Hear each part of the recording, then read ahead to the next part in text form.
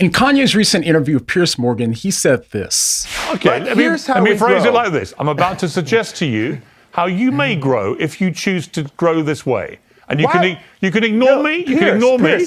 Piers, how much money are you worth? Not as much as you, sadly. Exactly. So take my advice. Maybe you'll get richer. I would love to take your business advice. Why would I listen to you?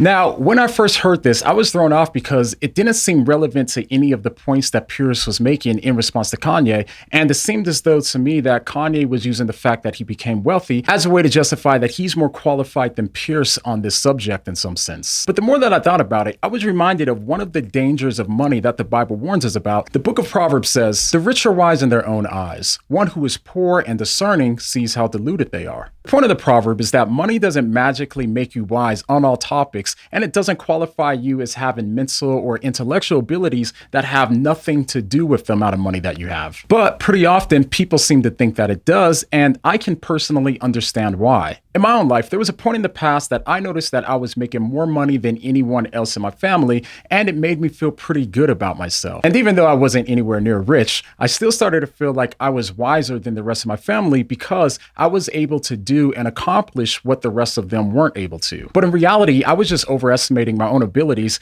by ignoring all of the countless factors that I had nothing to do with that allowed me to generate the amount of money that I was able to in the first place. There were countless things that contributed to my income that I had no control over. And the most important of those, of course, is God. At that time, I had forgotten that God was the one that entrusted me with all of the money that I had and ever will have in this life. And that's why the author of Proverbs 30 said, "Give me poverty nor riches, but give me only my daily bread. Otherwise, I may have too much and disown you and say, 'Who is the Lord?'" So this person is praying to not get too much money so that way they don't forget about God. And looking back on my life in the past, I can now better understand where they're coming from. And by the way, of course, this doesn't mean that having a lot of money is always a bad thing or that wisdom has nothing to do with a person's ability to actually generate money. Of course, wisdom can and does often have something to do with how you acquire money in this life. But the point is, it's only part of it. The reality here is that most of us aren't rich and probably will never be rich, but every single one of us has the capacity to let money and success go to our heads